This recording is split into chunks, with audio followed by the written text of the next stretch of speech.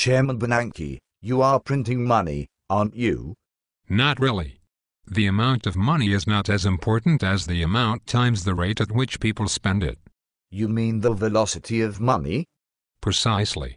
If people are spending freely and running up the balance on their charge cards, like they did before the recent crash, then this creates more money velocity and we have to remove money from the system so that we don't have inflation.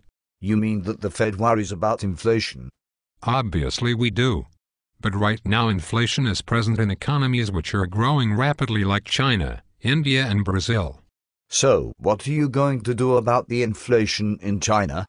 Chinese inflation has to be addressed by the Chinese bankers and we should not try to fight Chinese inflation. This is because we do not have inflation in the US. Wait a minute. Oil is up close to $90 per barrel. Gasoline prices are creeping up in America. Isn't it inflation here in the US? Not really, because oil is going up due to its usage in China and India. Usage in the US is actually down. Our economy isn't overheating, but perhaps China's is. So why are you so certain that you can stimulate the economy now and prevent inflation in the future? What we do is different than previous attempts to stabilize the economy. In earlier times, we used our economic theories and educated instincts to tell us what to do with the discount interest rate. It turns out that economics is not very intuitive at all. So, don't you still listen to economists? Yes, but modern economists use computer modeling to predict what the effect of a certain policy will be. You mean that the decisions are now made by supercomputers rather than by old grey-haired men in wooden-paneled offices? Well, yes. We now use computer modeling, which often suggests policies that are very contrary to human intuition. What we didn't anticipate is that we would have a new problem. And what is that? Well, the unintended consequences are that now we have to convince people who are used to doing things the old way. The old way? Yes, people are still used to doing things according to the old rules of economics as processed by the human brain. And so? So, now we have to spend time convincing Congress and the public that we now know what we are doing. Or at least, that the supercomputing robots know what we should be doing. So, what do your computer models tell you?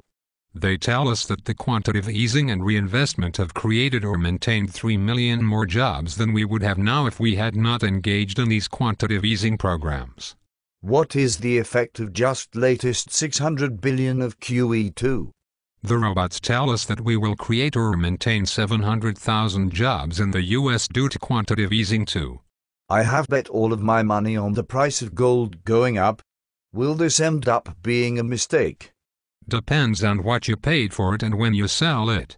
Our computer models predict that after it becomes obvious and the predicted inflation doesn't occur, the price of gold will come down substantially.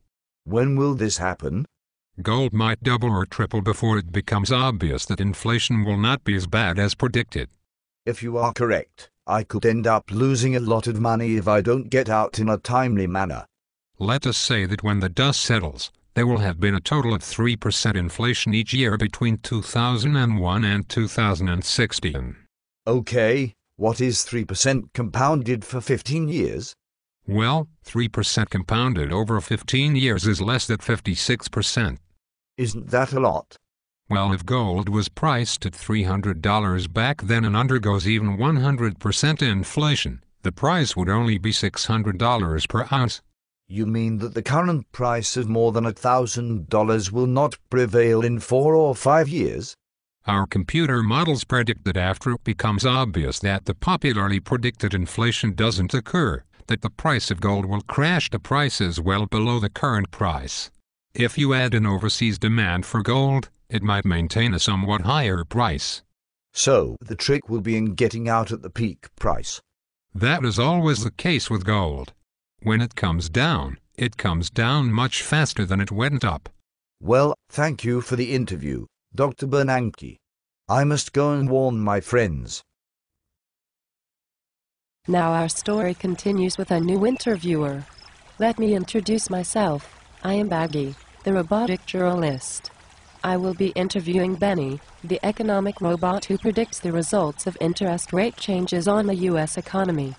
Well, hello, Baggy, I am Benny, at your service. I have some off-the-record questions that are not official Fed speak. Chairman Bernanke suggested that I interview you. I shall be happy to attempt to answer your questions. What do you think of Ron Paul? Doesn't he want to eliminate the Fed? I am only slightly familiar with his ideas.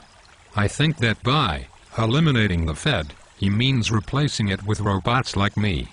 So, in reality, Ben Bernanke is moving the Fed toward the goals laid out by Representative Ron Paul? That is my impression. Perhaps you should interview Ron Paul and ask him if he will be happy if I took over the whole operation. What else does the Fed do that you are responsible for? The Fed is responsible for processing checks. Not me, but other robots are now processing checks. Robots such as smartphones can now use their cameras to take a picture of a check and cause it to be deposited into an account. So, basically, we robots are succeeding at gradually taking over the world? Certainly. Just visit the site, robotsarehere.com.